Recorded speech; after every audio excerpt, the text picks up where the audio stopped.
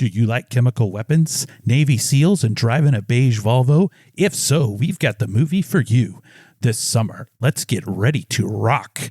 We're getting caged in on this all-new episode. Let's pop that green smoke.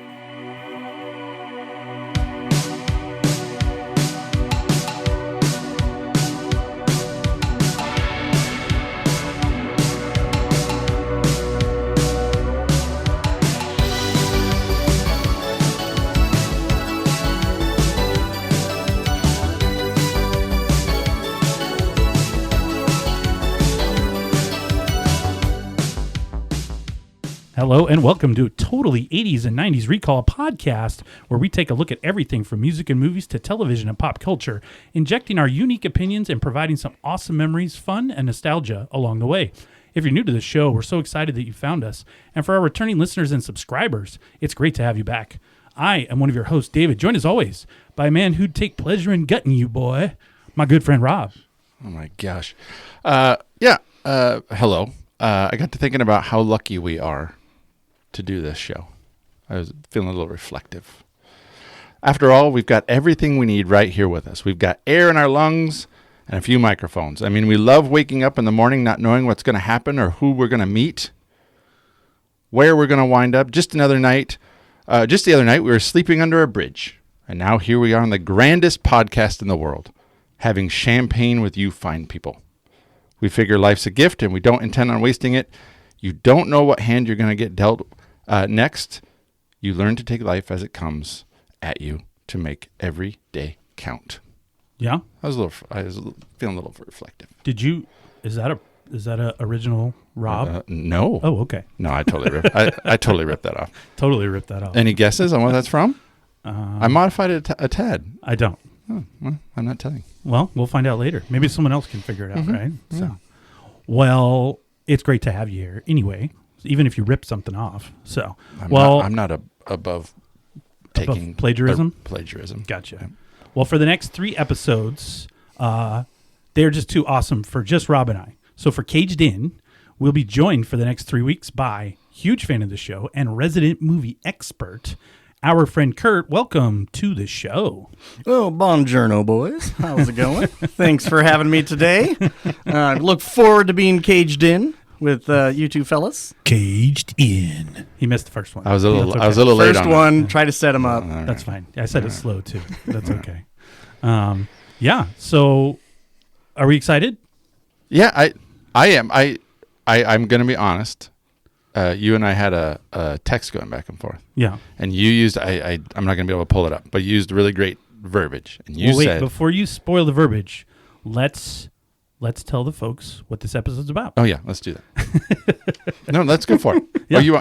So we are talking about. Tell them, Rob. Yeah. So we're talking about The Rock, Nicolas Cage, Sean Connery. Yep. This is the first part in a 3-part trilogy, which is trilogy. There's 3 parts, right? Yeah. Way to break that down. Yeah, no problem. That's what I'm here for. You're on top of it today. I did my homework. So that's what we're talking about today. Yeah. Is we're going to talk about The Rock. Got The Rock.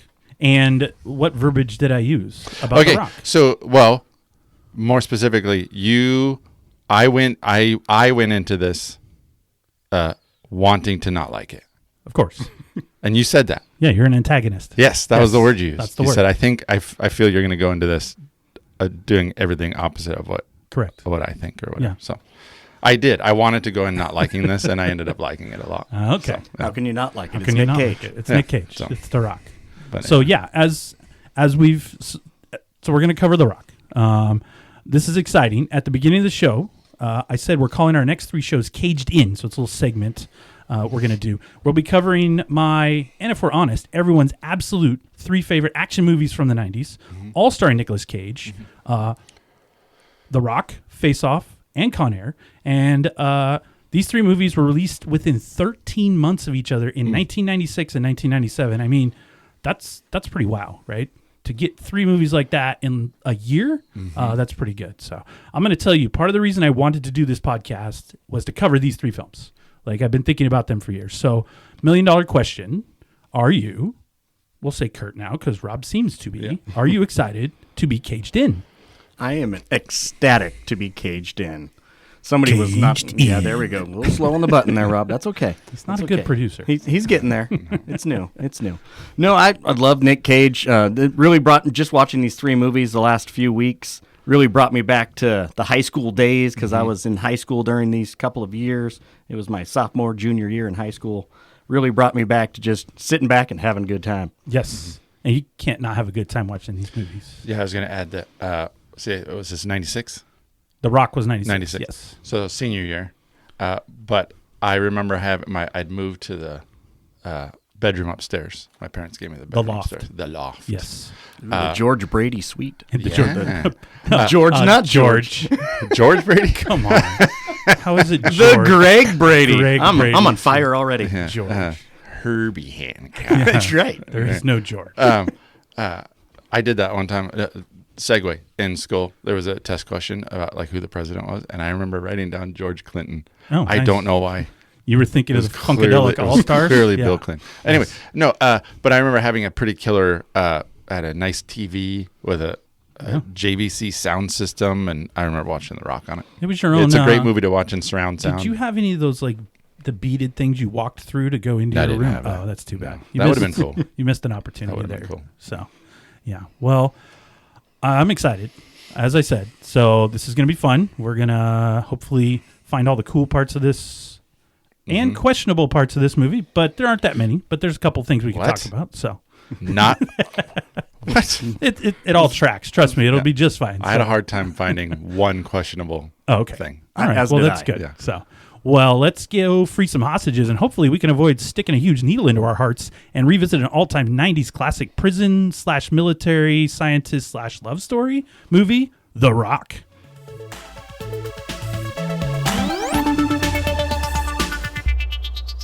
For those of you familiar with our show, Rob and I normally do a top 10 list of a category. However, for our standalone movie episodes, we'll be diving into some different categories to talk about our favorite parts of the movie that we're covering. But before we jump into those categories, let's run down some info on The Rock. It was released 7 June 1996, stars Nicolas Cage, of course, Sean Connery, Ed Harris, and a host of well-known character actors, directed by the one and only Michael Bay, who directed Bad Boys, and produced by Don Simpson and Jerry Bruckheimer, who also produced Top Gun and Crimson Tide, so great pedigree all the way around. It had a $75 million budget, making $335.5 million worldwide. So in 1996, that's a lot of money. Rotten Tomatoes, 68%, audience 85%. So audiences loved The Rock. In this case, the movie, not Dwayne Johnson, although people also love Dwayne Johnson. And it was nominated for an Oscar, you're going to like this, Rob, for Best Sound. Yeah. Number 1 movie in the U.S. for 1 week. Number 7 movie in the U.S. for all of 1996. The 6 movies ahead of it I thought you'd be interested in. They were Independence Day, Twister, Mission Impossible, Jerry Maguire, Ransom, and the live-action 101 Dalmatians, which I know you love. So, Rob, with all that, give us a quick overview of the plot. All right, here we go. So this is I took the source. I would fail in school with the citing your what is it the APA format. APA ALA. I'm not going to cite my source, but a couple places. But here we go. With a madly daring scheme to unleash a devastating chemical warfare on the unsuspecting citizens of San Francisco, the former highly decorated but disillusioned war hero General Francis X. Hummel, played by Ed Harris, and a handful of loyal renegade Marine commandos take over the impregnable prison island of Alcatraz, demanding $100 million in reparations to the families of his lost brothers in arms who died in covert operations and were thereby denied compensation.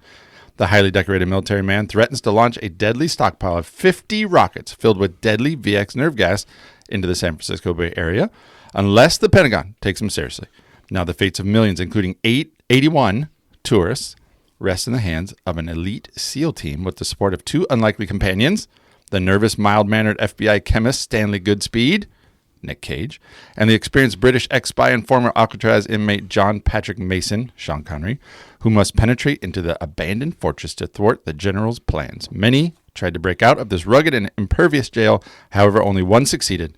Can Mason and Stanley neutralize the rocket threat before time runs out, and can they escape from the rock in one piece? Well, there were a lot of big words in that. Too many. I know, I almost didn't good. do impregnable. Impregnable was good. Impregnable? It was really good. bull. So, Reader's Digest version, stolen missiles, keeping people hostage on Alcatraz, Goodspeed and Mason have to come save the day. Yep. That's our plot, right? Yep, that sounds good. Everything sounds just exactly as it should be for that. So I think we have a great basis. So, well, let's just crack the opening of this movie first, because in true Michael Bay fashion, it opens raining. And he loves movies where we get a little rain. So it's just pouring down rain. General Hummel, as you said, played by Ed Harris, he's at the cemetery explaining to his wife who has passed away that what he has to do because of the reparations that weren't paid, as you said. And then, of course, they attack this weapons facility, raining, in the middle of the night. And if I'm honest, as a former military person, they seem to crack into it a little easier than I would think so. Easy. But and they steal the missiles, the chemically loaded missiles. So we'll go from there. Yep. All right. So for first category? No categories yet. We're just going to talk about the movie for a little bit. My wife was watching it last night. What do you think of the opening, I guess, as a starting to the movie? I'm with you. I think it seemed really easy.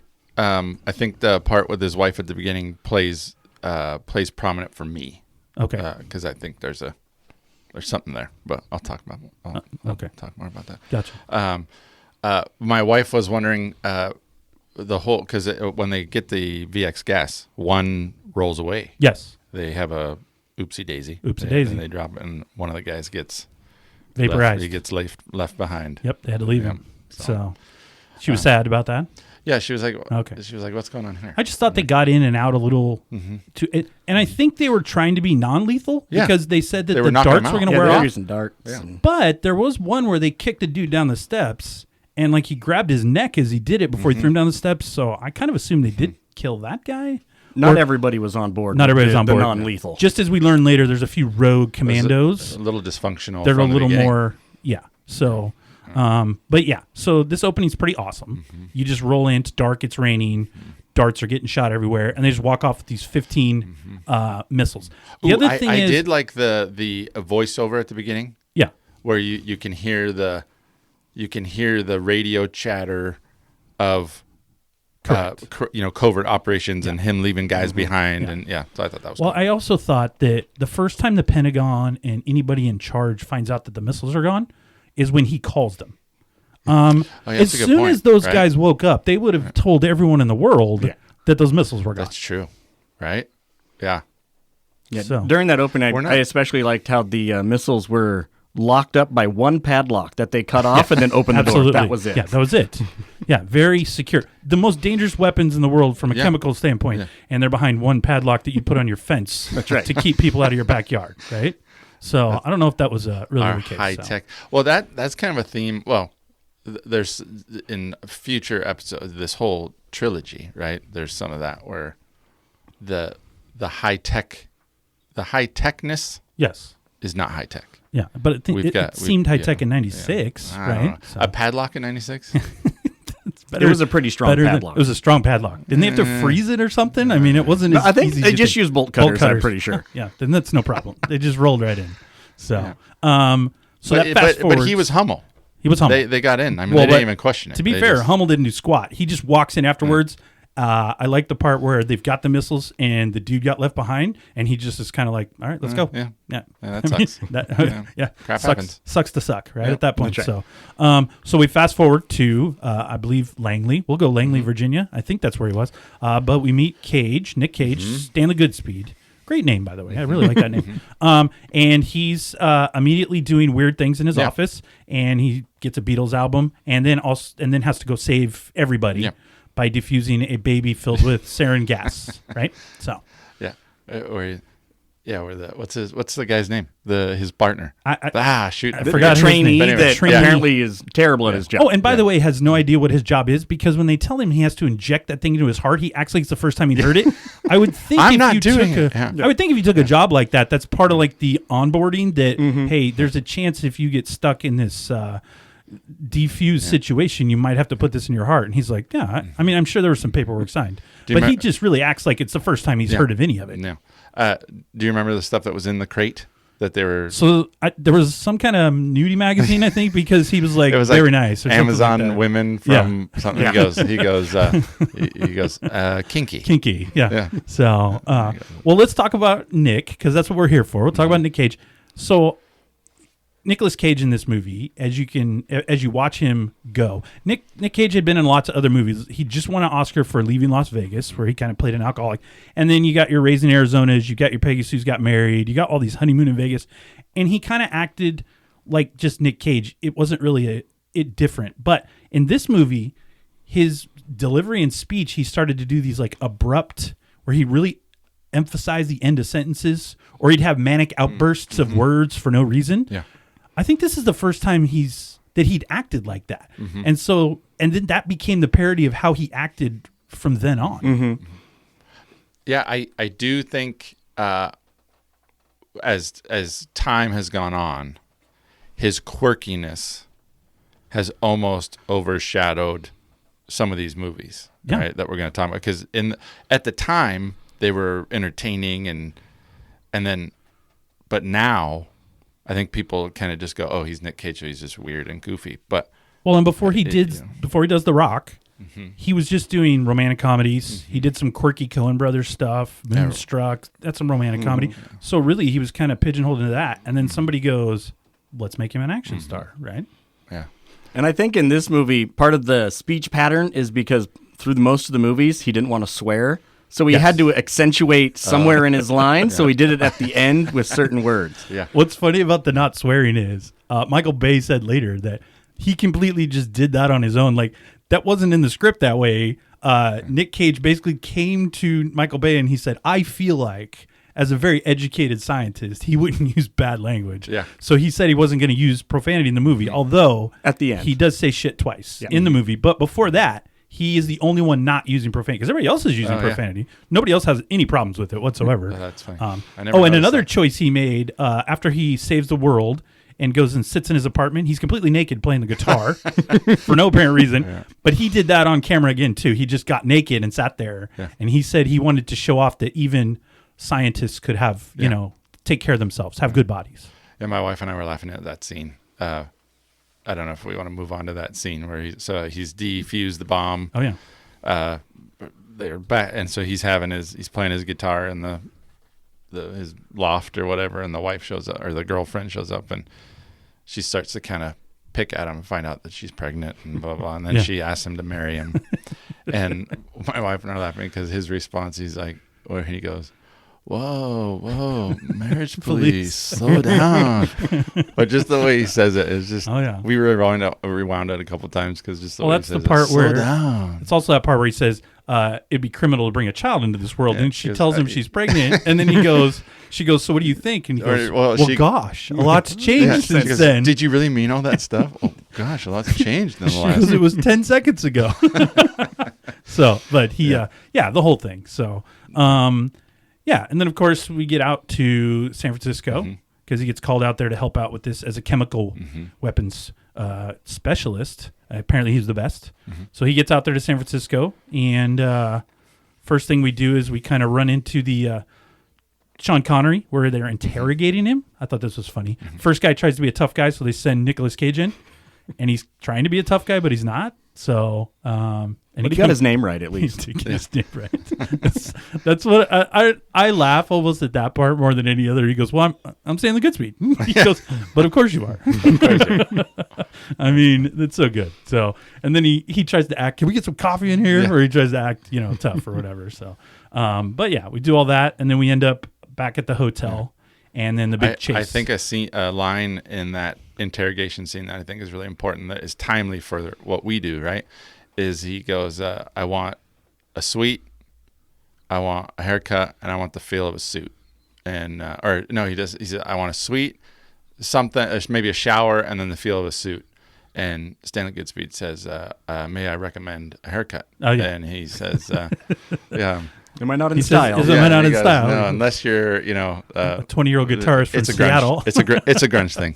It's a grunge thing. Like, that's perfect. That definitely dates the movie. Yeah. Right. So not everybody's going to get that reference. No. They're going to understand. So, But yeah, that takes us into the big first action sequence. Right? Oh, okay. So my family pointed it out. So right after that, so they go to the suite or whatever, right? Mm-hmm. And he throws that guy over the balcony, and he's hanging, and then he goes running through there is a scene, he gets off the elevator and he's running through the hallway. My kids and we all noticed it almost at the same time. It is a blatant precursor to Pirates of the Caribbean. Oh. When you listen to the soundtrack, it is, even my kids actually went, that's Pirates of the Caribbean. And listen to it again, and you will hear. Maybe the same person that composed music. You can hear it. Did both? Whoever wrote it had to have written Pirates of the Caribbean. Well, speaking of chasing, we get into San Francisco and we get into this car chase, which I think has Michael Bay's fingerprints all over it. Oh, right? Oh yeah. So everything explodes. Trolley explodes. They go through glass. They hit umpteen water bottles. Hit the whole water truck. Water truck. Well, and the cars, right? So you've got the Humvee. You've got Ferrari. the Ferrari, bright yellow Ferrari, which is, in the middle of the chase, if you look real close, it turns into a Mazda real fast, and then oh no, I didn't notice. They don't want to dent the Ferrari. That's right.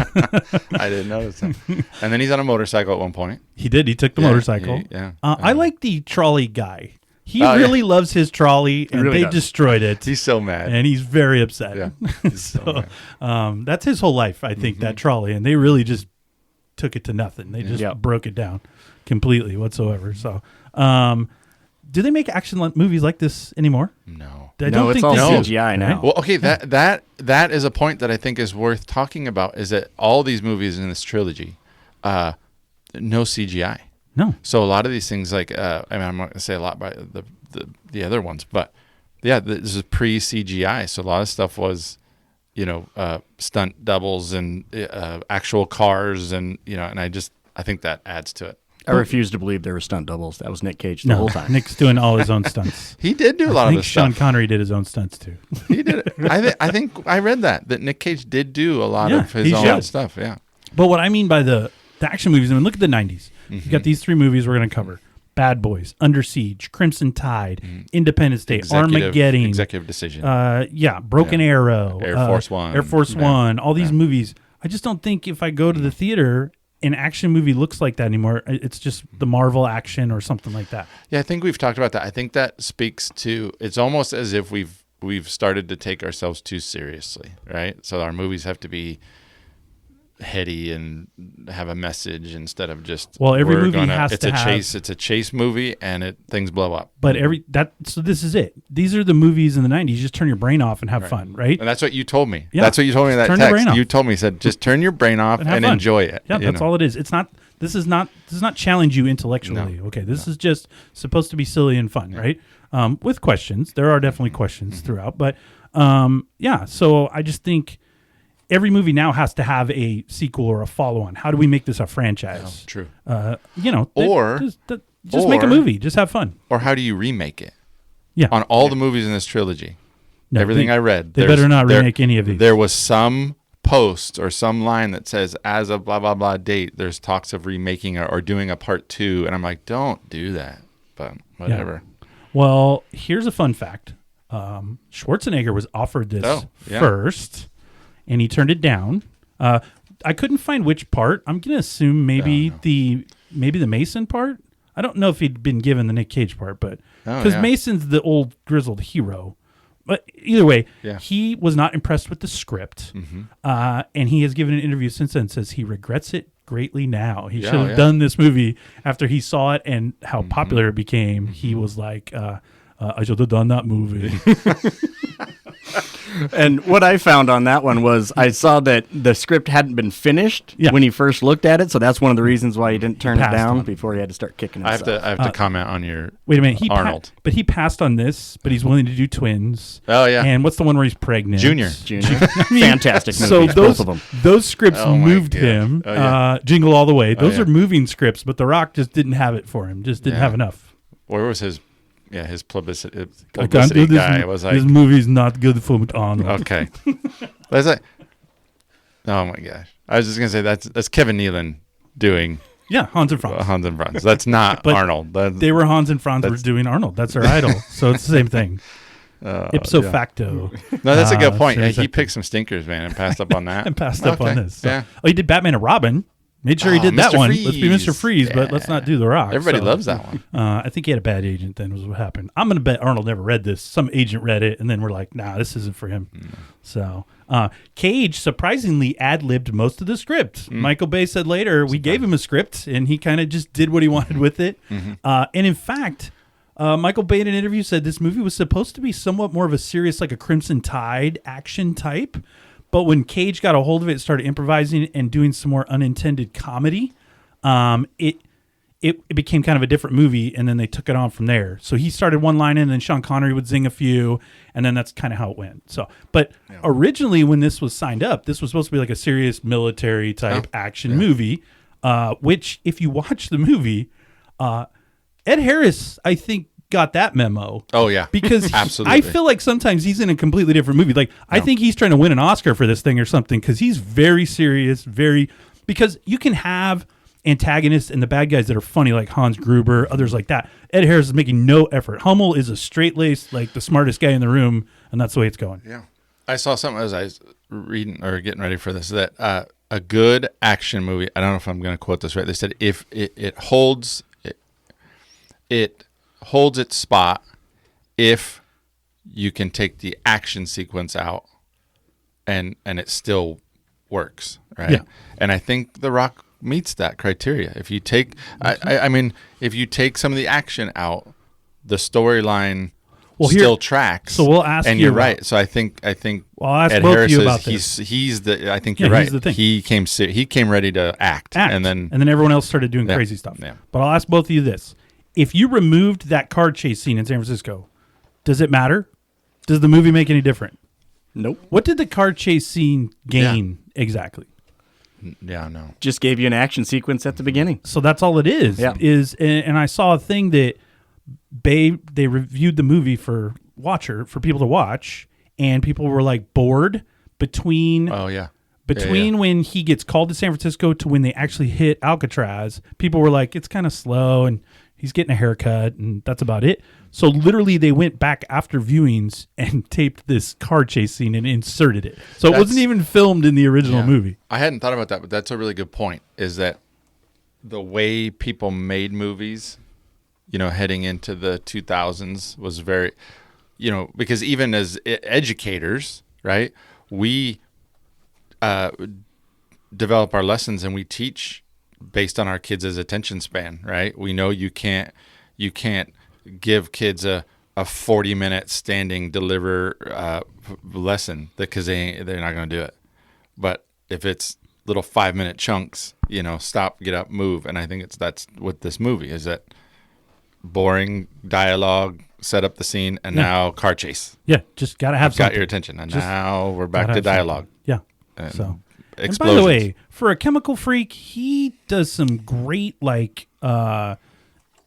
evasive driving. Like he's been playing Grand Theft Auto or That's something. in my notes. Like he's just a nerd. He even admits 100 times, drives the beige Volvo, does all this, jumps in that Ferrari like he's in the best driver ever. So whatever tactical driving school he had when he went through the FBI Academy in Langley, he remembered all that. Top notch. No, that's in all these movies. I have that in my notes. I mean, he I'm going just to talk jumps about in it. I'm going to talk and about it. These immediately- people are amazing. They can do it Immediately all. run. Do it all. Oh yeah, He could jump out of a Ferrari, jump on a motorcycle. He's good. easily. Yeah, I Oh love it. man, it's perfect. So another question I had when they get to the Rock. So you see, we have some action. Things are going on, but underneath the Rock, there were mine cars and railroad tracks. Were they mining for gold back in the day? I looked it up. That stuff's not under Alcatraz. So I don't know who decided, let's just put a Disneyland ride at the bottom of this prison, because the mine cars, the railroad tracks, all that underneath the prison makes zero sense. Why is that stuff there? Is that like the bathroom at the Alamo? That's right. The basement? The basement. That's Yeah.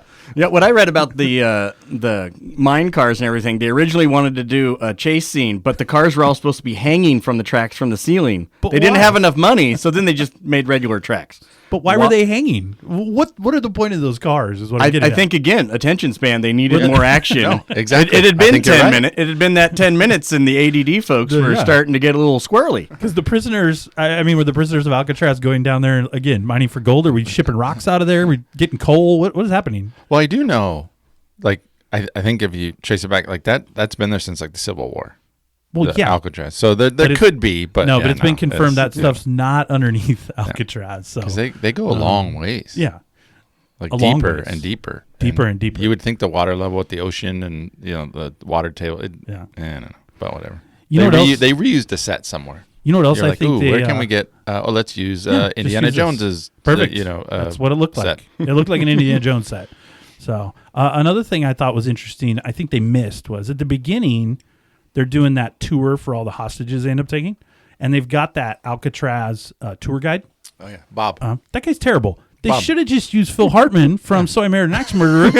He was already well I think equipped of that to do every it. time. He would have been so much better than that guy. Pissed into his ocular cavity. He tells that story. Even General Hummel would have been like, Yeah. okay, that's pretty good, right? So What was his name? It was Bob. Tour guide Bob or something like that. yeah, he had one sock up, one sock down. I mean, he just looked like a disaster. He looked like he was from Phil Hartman, Yogi Bear. Yeah, Phil Hartman at least gave some legitimacy to that position, like because we were former guards, now we're tour guides. It's all good, right? Yeah. So, but That's yeah, fine. so I think they missed. I think they probably missed an opportunity right there. So, well, before we dive into our categories, anything else we want to say about the movie, or any other thoughts you have? No. You got anything, Kurt? In your I notes? don't think so. I will say one other thing I have before we move is I feel like General Hummel's plan is a little flawed. So it's based on a threat that if you don't pay me $100 million, I'm going to launch one of these missiles into San Francisco, right? Yeah. But knowing the military, what I know now, if he launches one of those missiles, yeah, it's going to suck. People in San Francisco are going to die. They're then just going to bomb that place back to oblivion and damn the hostages. That's just going to happen. So I feel like his bargaining chip isn't real good because they're like, if you launch that missile, I mean, we're just going to drop a nuke on that thing and that's going to be it. Well, I did have in my notes. They would never escape. Yeah. Because the thing is, we launch and then we escape. They're not going to escape. Yeah. Do you think Hummel's legacy lived on? Did the government learn their lesson and give the $100 million to his 83 Marines? Absolutely not. Do you think that they actually followed through on it? And we don't know that. No. Okay. I'm going to go out on a limb and bet if it's as secret as they think it is, because, by the way, no one except who's in that control room know what's going on. Everyone in San Francisco is oblivious to missiles flying around and then falling into the ocean. But did nobody at fine. the football game see it go No, over? they thought it was a blimp. Oh. They thought it was Goodyear. It went right. It was just a flyover. 100 feet over the stadium and No then just problem. went, took a 90 degree out to the ocean. They just figured Nobody saw it? Probably just a training exercise. But it was that was kind of pre-cell phone. Everything. So nobody would. They may not even. I saw a look missile. up. No, you didn't. No, you didn't. It's not true. It's a weather balloon. You don't have it on your. You didn't take a picture of it. It doesn't exist. To be fair, it was a San Francisco game, so they were probably asleep anyway in the crowd. Absolutely correct. No one's watching the 49ers. Oh no! Although they did win like the Super Bowl that year with Steve Young. It's probably. We just made the 49er fans. I love you, San Francisco. Yes. No.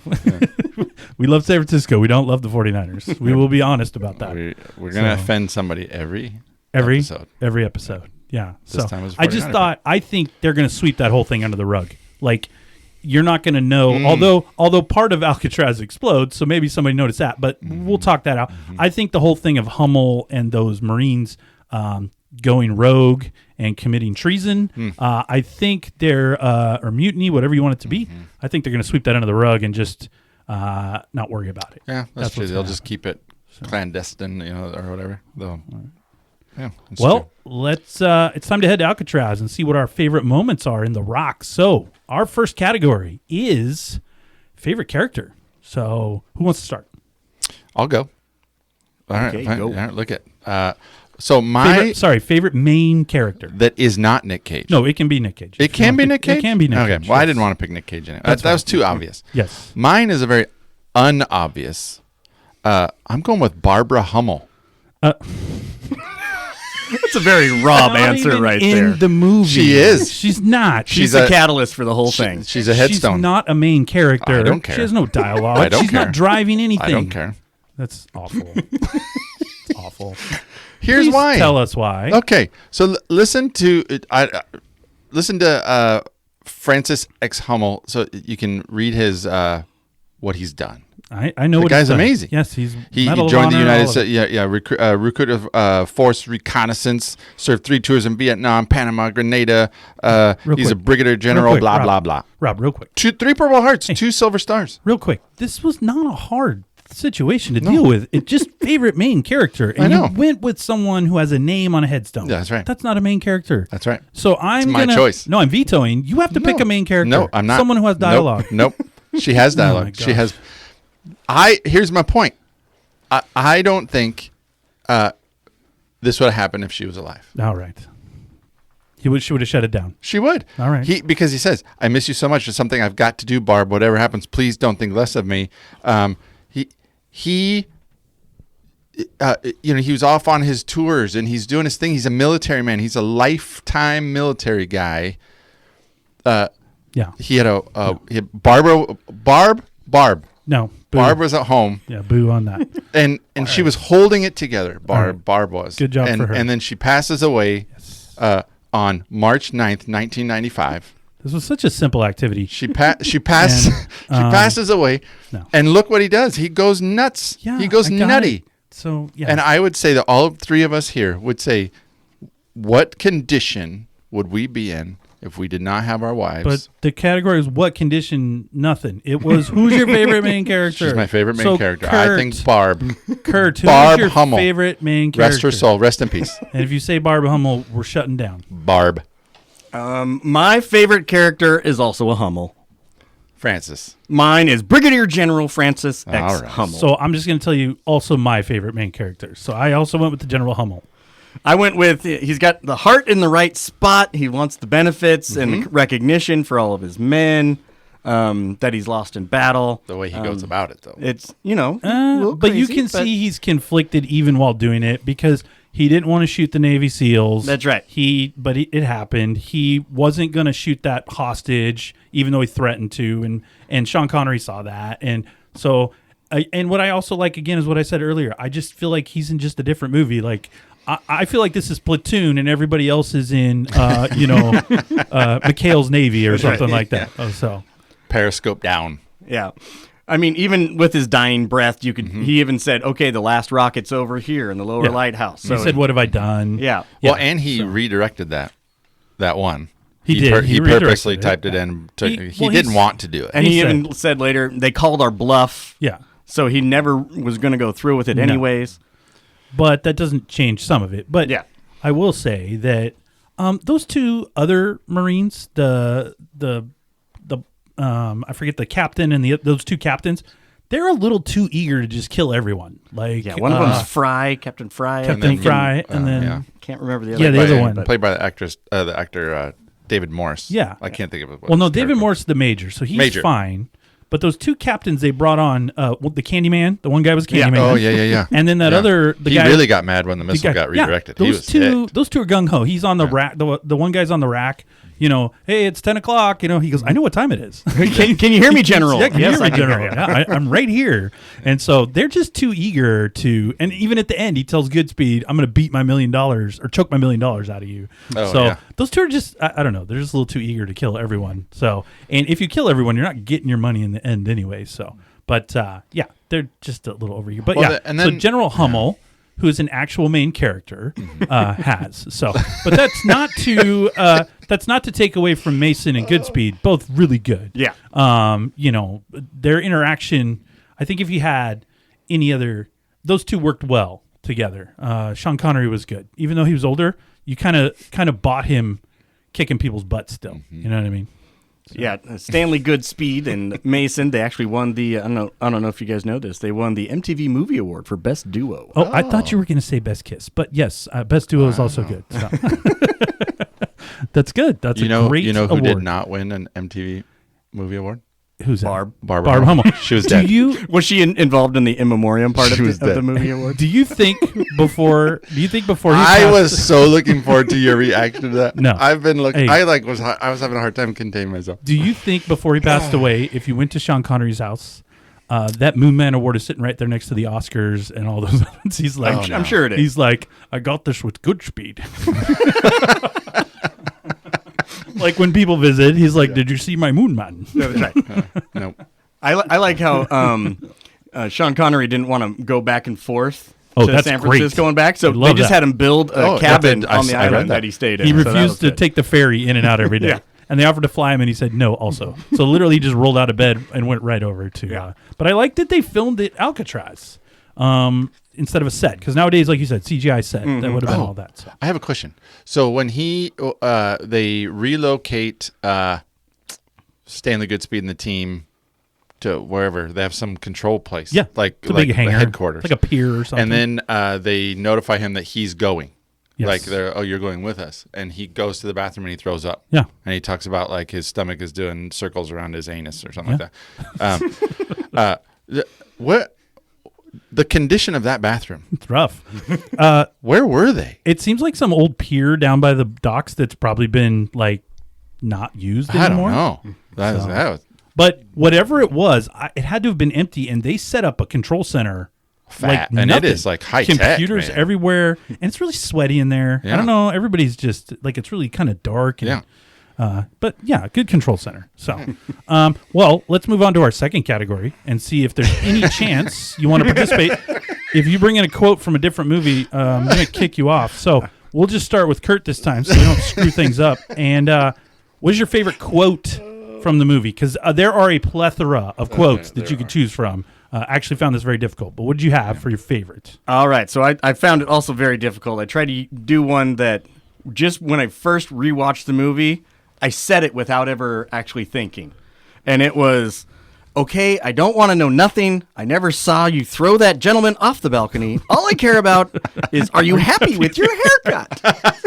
Oh, that was the hairdresser I guy. am impressed that you went with a non-Nick Cage. There are so many Nick Cage quotes There was. to I have. was trying to go That's a little funny. off script on this one. That was Paul, the hotel barber He was slash good. stylist, He was good. played So, by Anthony Clark. Well, my favorite, because you're going last. So I look forward to what Barb said. Yeah, me too. I'm sure he got a winner. Mine's a little long, but it is mine and my son Connor's favorite quote from the whole movie. And it's so he gets caught, Goodspeed, and he gets thrown in jail. Oh, And Sean Connery's sitting upstairs from him, and he says, and I'm going to quote the whole thing. This will take a second. He said, he's talking to him, and he goes, "You broke out. Let me see if I can get this You straight. stole mine. Down the incinerator chute, on the mine car, through the tunnels to the power plant, under the steam engine." That was really cool, by the way.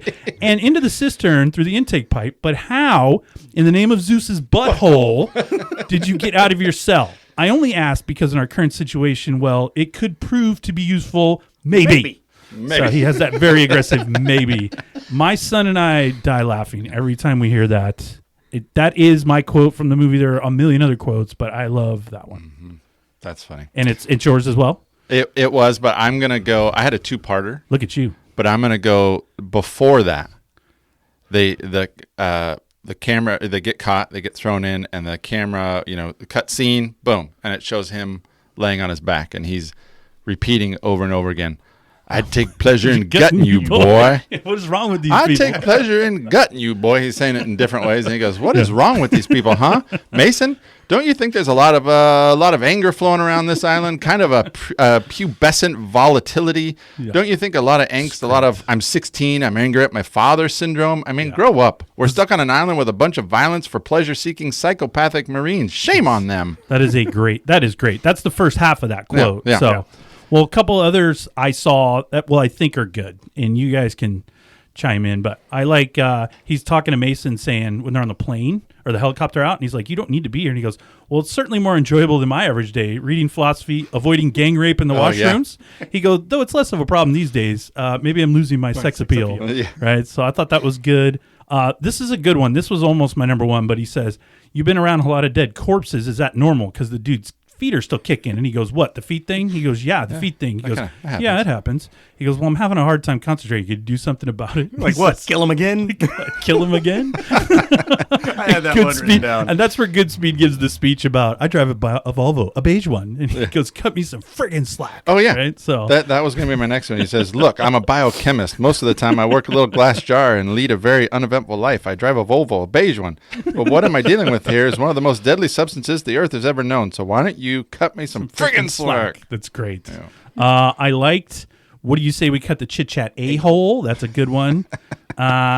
The classic tagline when he comes out, Sean Connery, they think they ditched him, the SEALs, and he's like, welcome to the Rock, right? That's a pretty good one. I like the losers always whine about their best. Winners go home and F the prom queen. And he goes, Carla was the prom queen. Yeah. Carla was. And then he racks it. The thing is, that quote, like, that seems to be the quote. In fact, I have it. I was just going to say. Anyway, the more I think about it, I don't even know that quote makes sense. Like, what are we trying to say there? Like, is the prom queen the most popular person in school? Is that and you have the like nerve to have sex with her? Or I'm not sure what that quote later on in life is really supposed to, like, what kind of burn is that? Yeah. Like, what is Mason? That's a good high school burn, but that's about it. So there's a lot to unpack in that. Speaking for the car chase, I liked, he wrecks the Ferrari. The yellow Ferrari, and the kid on a bike. You wrecked your Ferrari. Man, you just fucked up your Ferrari. And he goes, it's not mine. And then he takes his motorcycle.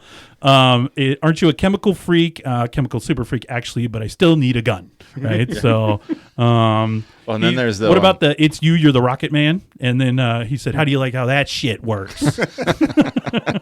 I thought the dialogue back and forth between Goodspeed and headquarters, when they're like telling him, Goodspeed, kind of like take control, and he goes, he's got a gun. He's got a gun, and then a little while later he goes, he's got all the guns. Got all the guns now, sir. Goes, yeah, that's great. So, all right. Well, I think that's a lot of the quotes. There's still probably a ton of quotes. We're not even getting all of them. There was one other where when they had the mine car chase, and like. Mason falls and Goodspeed goes, you all right, Mason? What does he say? He says, yes, perfectly okay, you fucking idiot. And the way Sean Connery delivered it, I was dying laughing. I was like, yes, that is, because it's so sarcastic. Like, are you all right? No, I fell like 12 feet and I'm 60 years old, so I'm not all right. So, yeah, we talked about the dialogue between him and his girlfriend. There's a lot of good ones there. Oh, yeah. But, she says, how was your day, basically? He says, just some terrorists decided to send a little care package, box of goodies, which had to be neutralized before blowing up the office. And then he goes, whing, like he really hits it hard. So I took the rest of the day off, glass of wine, little guitar, just relax. She goes, wow. That's where he's sitting naked. Then he goes, I mean it, honey. The world's being FedExed to hell in a handcart. I really believe anyone even thinking of bringing a child into this world is coldly considering an act of cruelty. Cruelty. And she says, I know, I'm rambling. I'm complaining. I'm sorry. What's your news, baby? And she goes, I'm pregnant. All right. Well, next category. Category 3, favorite explosion or action sequence. I'm going to go with the washroom fight with the Navy SEALs. The washroom. I always like that when the Navy SEALs break into the bathroom and the Marines have the aerial position on them. Mm-hmm. And you kind of had that standoff between Hummel and that Navy commander. I will not give that order. I cannot give that order. And he's like, what is wrong with you, man? Or something like that. And then you have the shootout. And again, those Marines, the couple Marines, they're smiling and they're a little too happy to shoot like fellow servicemen in that one. So, but that is, I thought that was an intense sequence, little emotion there. So that's my favorite action sequence. Mine is towards the end there. Oh, right at the end. He gets in that altercation, fisticuffs with one of the Marines, and he sticks one of the VX pearls, marbles, whatever, into the guy's mouth. Bam. But then he gets exposed. He stabs himself in the heart with the atropine. But then he comes out of it and he runs out, and the jets are coming. Jesus pose. And he does the slide with the two green, he pops green smoke. And they said, I've got green smoke. And one jet manages to let one off before pulling up. And I just want to throw in. And he gets thrown into the ocean, and Mason comes and digs him out. I just want to throw in. They dropped a bomb. But that pose on his knees with the two green. Perfect. They drop a bomb on the back of the prison. They dropped nothing happened. No. You're telling me you dropped that bomb The back cells there? the cells did not get Everything's hit. fine. Yeah. Everything. Come on.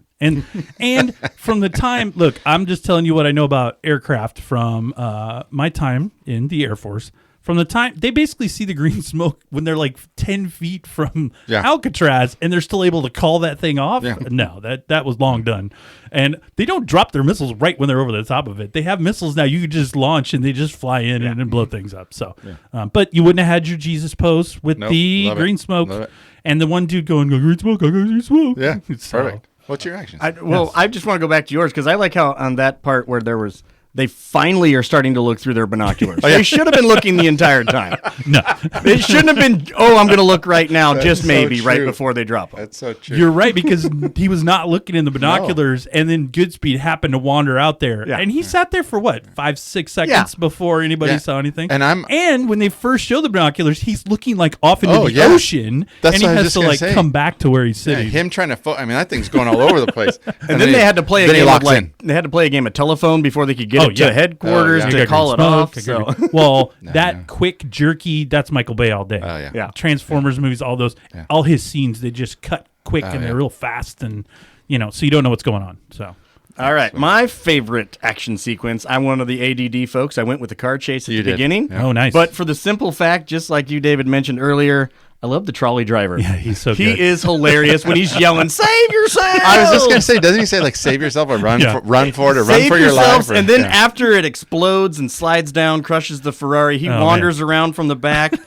And what is he? He says, "Where is that son of a bitch? I'm gonna hunt him down. That motherfucker ain't safe nowhere." I'm just like, oh, that guy, is great. Just his Yeah. voice and how he said his lines, I was like, oh, this is great. yeah, so he's That's he's funny. great. I love the trolley driver. It's the best part of the whole chase. And with Either- that, but what's with also- that scene, that was one of the scenes Michael Bay has said it was one of the hardest scenes he's ever filmed. Yeah. Just because of everything that had to go through just to get the okay. It took yeah. hundreds of signatures. Oh, yeah. And everything else. It We're set gonna- back some of the other Well, yeah, filming. the and- car chase. do you mind if we through- destroy half the city? No Yeah. big deal, right? It was only a San Francisco. 2-block section of the city that they wanted to film. They needed like 1,000 signatures crazy. just to do that. Well, I think that's got to be like the holy grail of action sequences for directors or whatever. So you got Bullet, the Yeah. famous movie, Oh, yeah. the car chase, one of the best car chases ever.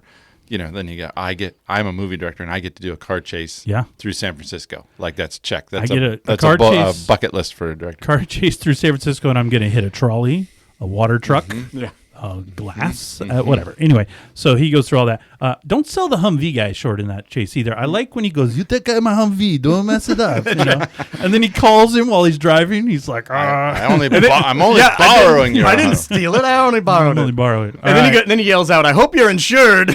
Well, that kind of transitions us perfectly to our favorite vehicles.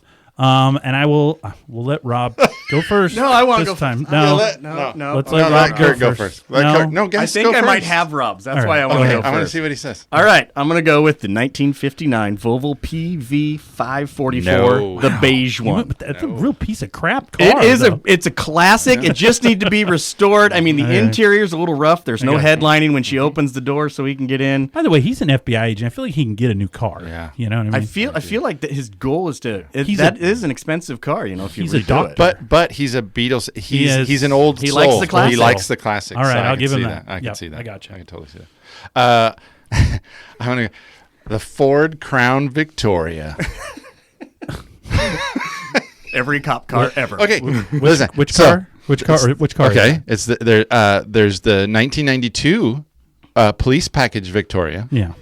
There's the 1990 Crown Vic that the FBI drive. So just so I know, you're just going with the general cop FBI car. Yeah, and then 1995. There's a 1995 Crown Vic that Humble drives at the beginning. He pulls in, and That's real nice.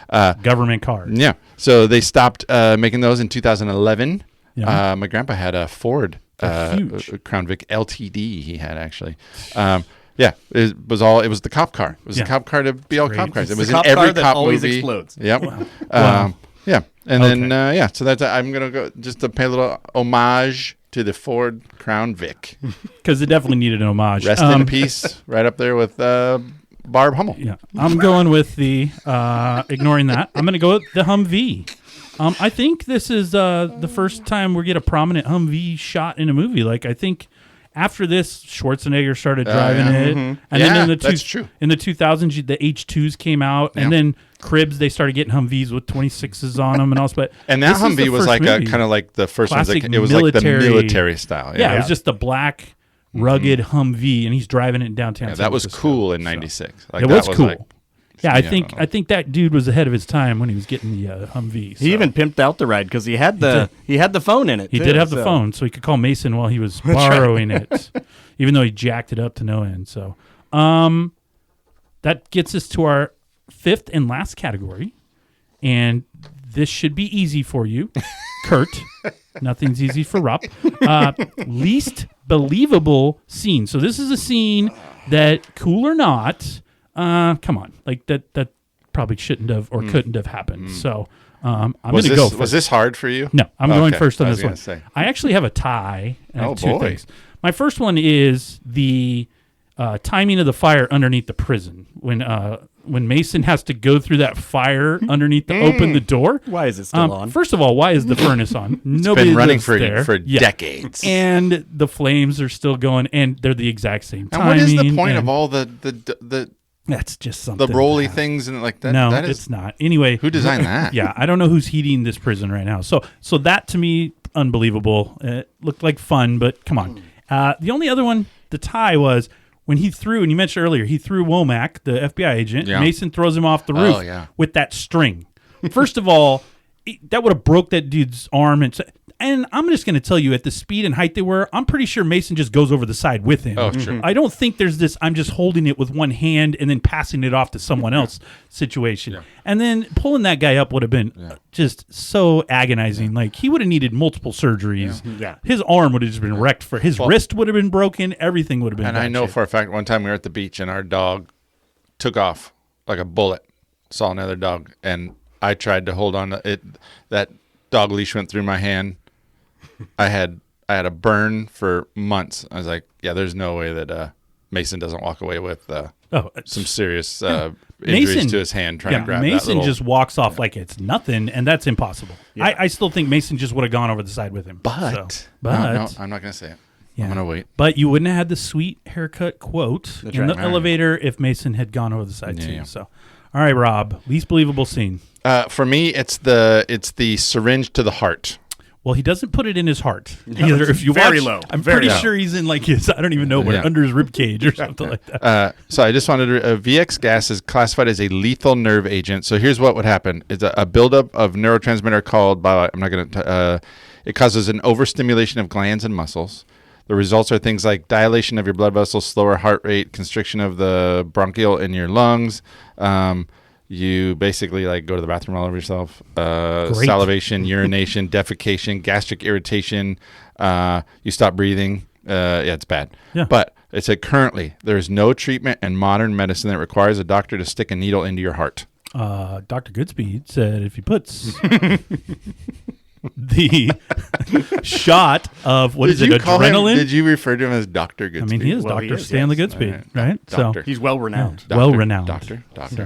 Yeah, obviously, that was obnoxious. And I didn't understand how the guy got it in his mouth, and some of it got on Goodspeed. Yeah. He immediately started, like, deforming. But Goodspeed had 10, 12 seconds to get the shot out, and nothing was happening to him. So I just feel like it affected that guy way quicker than Goodspeed. But we needed, as you said, the green smoke pose out in the flat so that we could save the day, right? Yep. That's a good one. Yeah. You didn't hit home runs everywhere in those categories, but that one was good. So I make no apologies we're about aware. my choices. Yeah, so all right, Alrighty. My least believable scene, I went with the first bomb diffusion with the baby doll and the magazines. What? I just think the water not working. There's got to be some sort of redundancies there to make sure that works. And that trainee, That's how true. does he get to where he is if he's going to take I stuff know. out of a suspected bomb Just and start start playing with playing with it, moving the little arms around and everything? Yeah, no. Not guy. knowing, Well, he like you says- said, not knowing what the atropine needle was for, Yeah. And he says later, I'm taking a private job. I'm getting out of his government business. I'm like, just no one briefed him on that job. And if he's such a trainee, why is he going in? I know he has to learn from Goodspeed, right? That's the intent. But I love the quotes during that scene. If you die, we all die, right? Because they keep telling him, inject your heart first and then defuse the bomb. And Cage is like, nah, screw this. I'm just going to take care of this, and we're going to be done. So. Well, I think does a chemical weapons expert have extensive training in bomb diffusion? Because he does that like it's nothing. If you're Dr. Goodspeed, you do. Yeah, that's true. Well, I do think there's probably some, from an administrative standpoint, there needs to be an internal audit. Did you just say administrative? Well, I'm just thinking. He's an administrator. No, because look at, so we meet Goodspeed and his partner, can't think of his name right now, and they're shooting darts and catches a little hula girl on fire. Right, he had and then you got the water, like the thing you brought up. The plumbing doesn't work. No, right. No. The kid doesn't know to stick the thing. Like that's the first time he's seen it. Yeah, there's some managerial things going on. Like this department. I got you.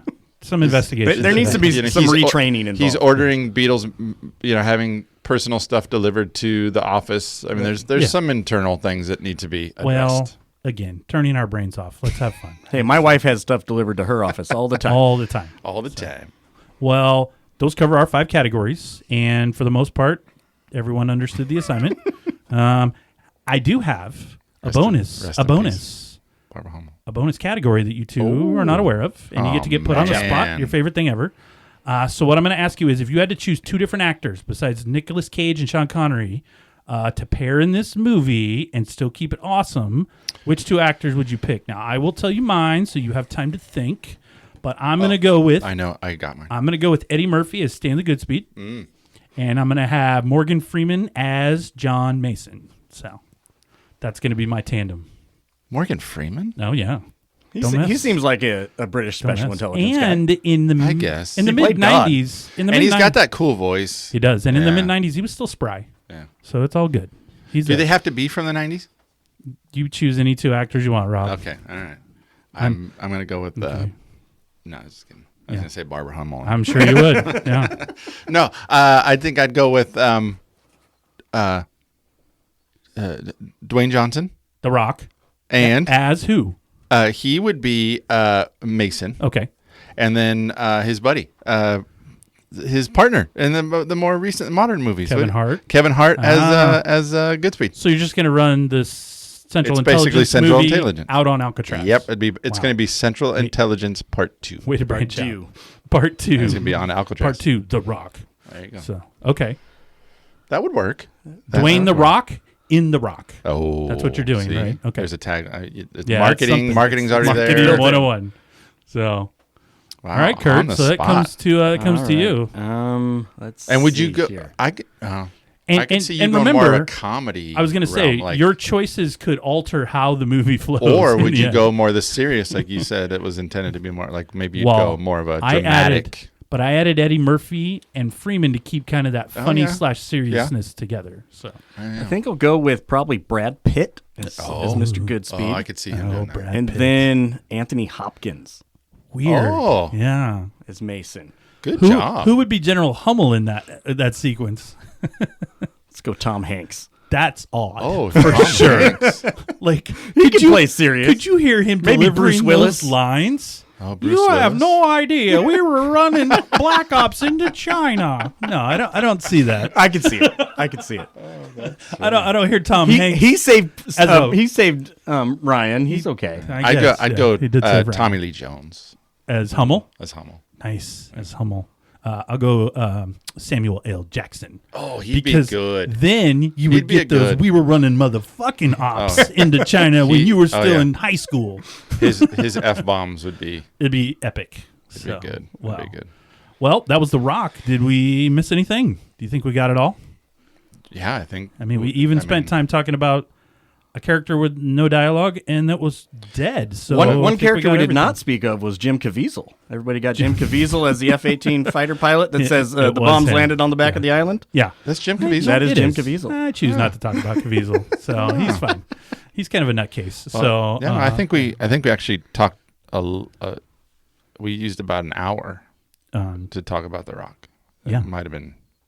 We talked about it too much. No, you could not talk about it too much. We could keep going. We can have a conversation as soon as we get off air, and we could still talk about 20 more things that we didn't cover. So, well, that brings us to the end of this episode of Totally 80s and 90s Recall.